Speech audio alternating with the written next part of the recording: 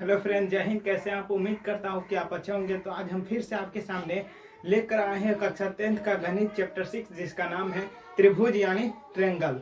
तो एक्सरसाइज हम 6.3 पर चलते 6.4 पर चलते हैं कि क्वेश्चन नंबर इसमें 6.4 का जो 7वां क्वेश्चन था, 7वां नंबर क्वेश्चन है कि आकृति 6.38 यानी यह जो आकृति दिख रहा है आपको ABC एक त्रिभुज है। इसमें जो है जो चीज है उसमें यह क्वेश्चन में दिया है कि यह आकृति जो दिख रहा है, तो यह आकृति जो है यह 6.3 है।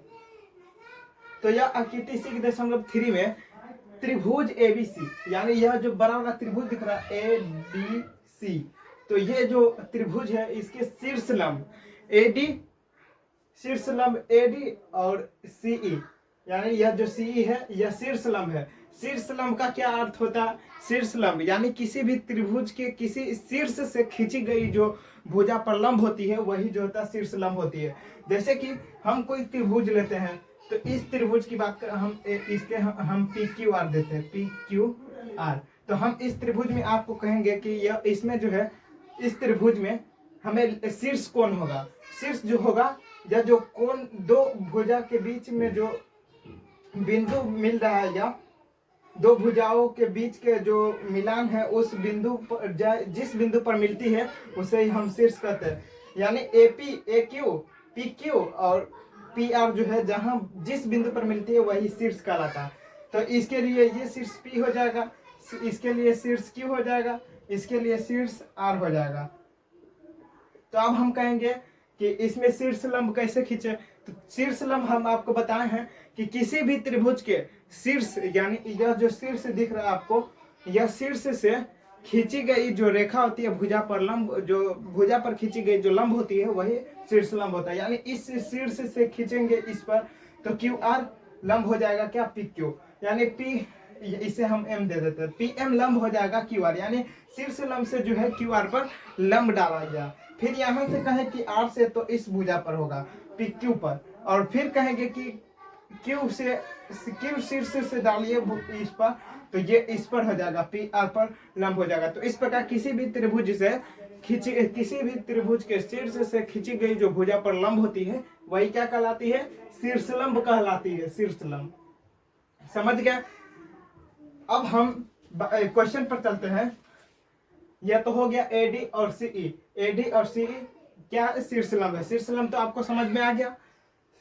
शीर्ष लंब है जो कि क्या करता है? परस्पर के बारे में हम पिछले क्लास में भी बताए थे कि परस्पर का अर्थ होता है एक दूसरे, यानी एक दूसरे को किस पर? बिंदु P पर। यह जो बिंदु P दिख रहा है इस पर काटता है, यानी AD और CE कहाँ काटता है?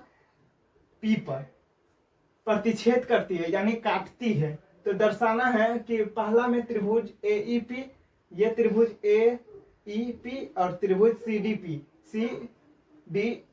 ये त्रिभुज, ये दोनों त्रिभुज।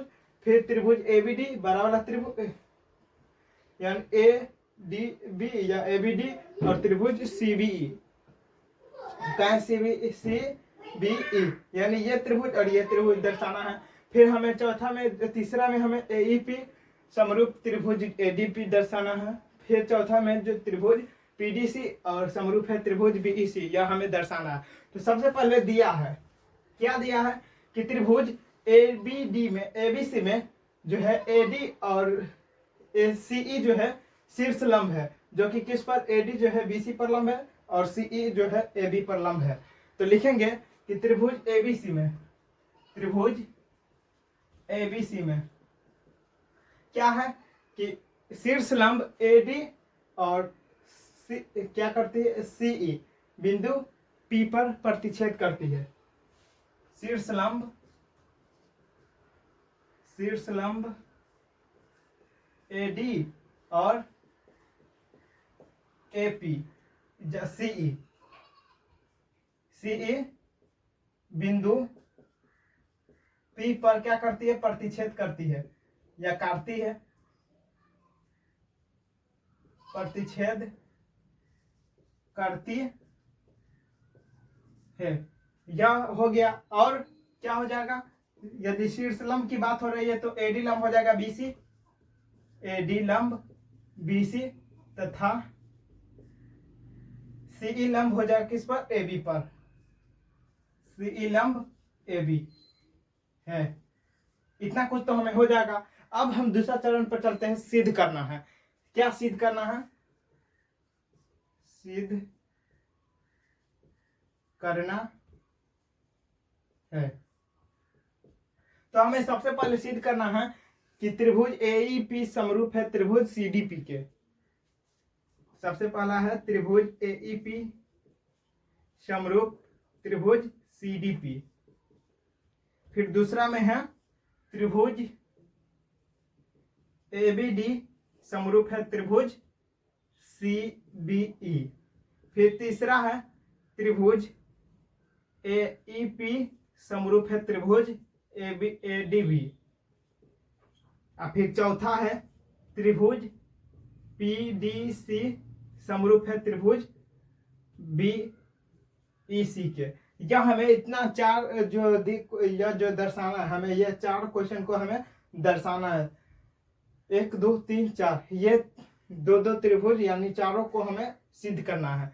तो अब तीसरा चरण हम चलते हैं रचना। तो इसमें हमें रचना करने की आवश्यकता नहीं है। तो हम चौथा चरण पर चलते हैं कि प्रमाण पर यानी उत्पत्ति पर। प्रमाण सबसे पहले क्या सिद्ध करना है, सबसे पहले हमें सिद्ध करना है कि त्रिभुज एईपी समरूप है त्रिभुज सीडीपी। तो हम इस त्रिभुज में देखते हैं कि सीईपी कहाँ है, एईपी कहाँ है, एईपी इस त्रिभुज दिख रहा, और सीडीपी तो एडी लंब है किस पर, बीसी पर। तो इसीलिए यह क्या हो जाएगा 90 डिग्री। यहाँ पर भी 90 डिग्री बनेगा, यहाँ पर भी, और यहाँ पर भी 90 डिग्री बनेगा। और यहाँ पर जो है दो रेखा यानी एडी और सीई क्या करता है, एक दूसरे को प्रतिच्छेद करता है। तो एक दूसरे को प्रतिच्छेद करता है तो ये कोण बराबर ये कोण हो जाएगा। क्यों, क्योंकि शीर्षाभिमुख कोण से जो होता है, यदि कोई दो रेखा प्रतिच्छेद करता है तो उसके आगे और नीचे वाला और उसके बाएं और उसके दाएं वाले जो होगा क्या होगा, समरूप होते हैं, कोण जो होंगे समरूप होंगे। तो हमें सबसे पहले चलना है त्रिभुज एईपी तथा त्रिभुज सीडीपी में तो यहां पर हम त्रिभुज का चित्र बनाते हैं। कैसा त्रिभुज है,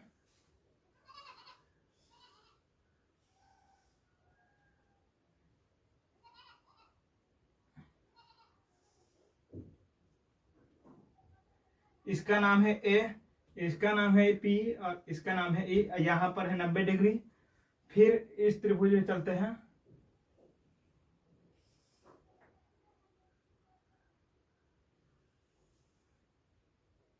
यहाँ पर है सी, यहाँ पर है डी और यहाँ पर है पी। ये बराबर है 90 डिग्री। कोण सी डी पी बराबर है 90 डिग्री और कोण पी बराबर हो जाएगा कोण पी, क्यों, शीर्षाभिमुख कोण से। अब हम इस त्रिभुज में जो जो चीज दिया वो सब लिखकर हम इसे समरूप करते हैं। तो सबसे पहले क्या है कि कोण एईपी बराबर 90 डिग्री और पीडीसी। तो कोण एईपी बराबर हो जाएगा का कोण पीडीसी या सीडीपी कैसे, बराबर 90 डिग्री, क्योंकि दोनों के बराबर 90 डिग्री है तो दोनों कोण क्या हो जाएगा, बराबर हो जाएगा। अब क्या बराबर होगा, अब होगा एपीई बराबर हो जाएगा किसके, सीपीडी के। सीपीडी बराबर कैसे, उभयनिष्ठ नहीं, मतलब शीर्षाभिमुख कोण से क्या हो जाएगा, समूह कोण से जो होगा यह बराबर हो जाएगा। तो शीर्षाभिमुख कोण से, शीर्षाभिमुख कोण से क्या हो जाएगा, दोनों त्रिभुज समरूप हो जाएगा ए समरूपता से। तो इसीलिए क्या हो जाएगा, त्रिभुज एईपी समरूप हो जाएगा क्या, त्रिभुज सीडीपी के। सीडीपी कैसे, ए समरूपता से,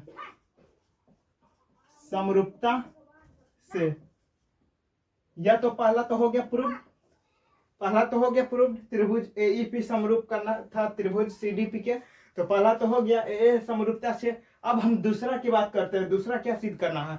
दूसरा जो है हमें त्रिभुज एबीडी त्रिभुज एडीबी समरूप है त्रिभुज सीबीई के, यह हमें सिद्ध करना है। तो अब चलते हैं त्रिभुज दूसरा, त्रिभुज ए बी डी तथा त्रिभुज सीबीई में। तो इसमें देखिए कि क्या है, इसमें जो है हमें त्रिभुज ए बी डी, यदि ए बी डी और सीबीई सीबीई ये त्रिभुज और ये त्रिभुज हमें दिख रहा। तो यहां पर त्रिभुज का चित्र बनाते हैं।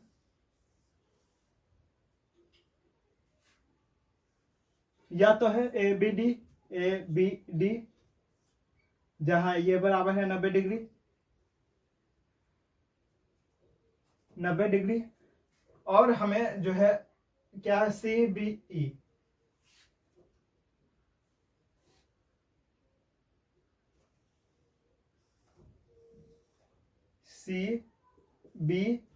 ये बराबर है 90 डिग्री। और हमें क्या उभयनिष्ठ दिख रहा है, हमें उभयनिष्ठ जो दिख रहा है या कोण बी दिख रहा है।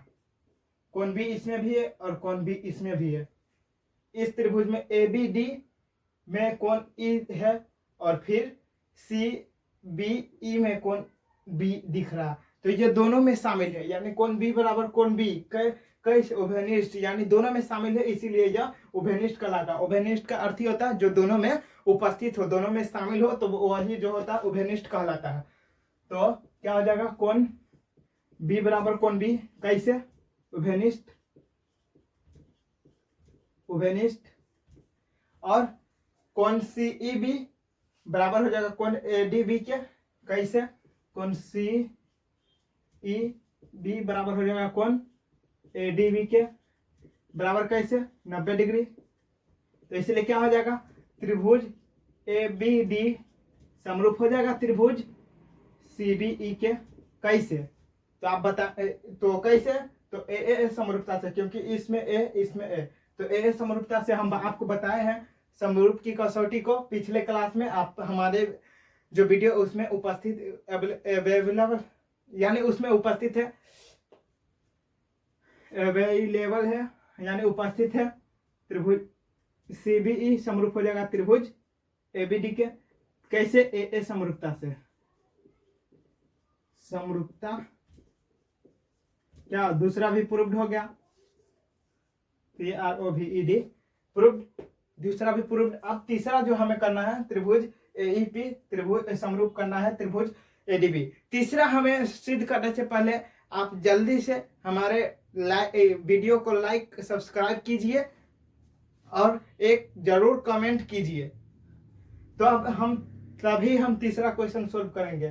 तो तीसरा क्वेश्चन हम चलते हैं, जल्दी से आप लोग सब्सक्राइब और लाइक कीजिए, तब तक हम तीसरा क्वेश्चन को क्या कर रहे हैं, सोल्व कर रहे हैं। तो अब हम तीसरा क्वेश्चन पर चलते हैं कि त्रिभुज एईपी समरूप करना है त्रिभुज एडीबी के। तो इस त्रिभुज में हमें एईपी कहाँ दिख रहा है, एईपी यानी ये त्रिभुज और एडीबी एडीबी ये बड़ा वाला त्रिभुज। तो सबसे पहले एईपी या पी है या ई है और या ई है, कोण ई बराबर है 90 डिग्री, और ए बी डी, यहां पर डी है यहां पर बी है और यहां पर ए है। कोण डी बराबर है 90 डिग्री और कोण ए बराबर कोण ए कैसे उभयनिष्ठ। जब तो आपको पता है कि इसमें भी ए है और इसमें भी ए है, तो ये कोण बराबर क्या हो जाएगा, कोण ए बराबर कोण इस त्रिभुज में कोण पी ए ई और त्रिभुज ए बी डी या ए ई पी और ए बी डी या ए डी बी में क्या है, कोण ए हमें दिख रहा है, यानी कोण ए उभयनिष्ठ है, इसलिए कोण ए बराबर कोण ए। तो इसी प्रकार तो ये भी तो सिद्ध हो जाएगा। तो इस तरह हम ये भी सिद्ध कर रहे हैं। तो त्रिभुज ए ई पी तथा त्रिभुज किसमें ए बी डी में कोण ए बराबर कोण ए कैसे उभयनिष्ठ, कोण ए ई पी बराबर हो जाएगा कोण ADP के ADB के कैसे बराबर 90 डिग्री, तो इसलिए क्या हो जाएगा, त्रिभुज AEP समरूप हो जाएगा त्रिभुज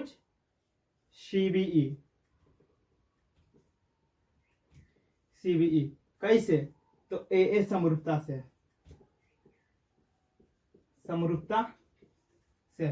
प्रूफ। तीसरा भी हमें प्रूफ हो गया। अब हम चौथा की बात करते हैं। चौथा त्रिभुज जो है त्रिभुज PDC और त्रिभुज BEC। तो इसमें C तो कॉमन है और इसमें कोण E बराबर 90 डिग्री और त्रिभुज PDC में कोण D बराबर है 90 डिग्री। तो ये आप खुद से करके हमें बताइए कि कौन कॉमन होगा, कौन कौन जो होगा यह कॉमन होगा और कौन 90 डिग्री होगा, यह आप कमेंट में बताइए। तो हम 3 क्वेश्चन तक तो सोल्व कर दिए। अब चौथा क्वेश्चन आपको खुद से सोल्व करना है। जिस तरह हम ये क्वेश्चन सोल्व किए उसी तरह चौथा क्वेश्चन भी सोल्व हो जाएगा। यह सभी जो होगा AA समरूपता से यह तीनों क्वेश्चन सोल्व हुआ, तो चौथा भी क्या होगा, AA समरूपता से ही सोल्व होगा। तो आप इसे सॉल्व करके बताइए कि कौन कौन जो होगा बराबर होगा, कौन एंगल बराबर होगा, कौन एंगल जो होगा उभयनिष्ठ होगा और कौन जो होगा कौन एंगल 90 डिग्री होगा। ये आप कमेंट में जरूर बताइए। तो आज का ये वीडियो यहीं पर समाप्त करते हैं। तो ये वीडियो आपको कैसा लगा, यदि आपको ये वीडियो अच्छा लगा हो तो जल्दी से आप लाइक सब्सक्राइब कीजिए। धन्यवाद।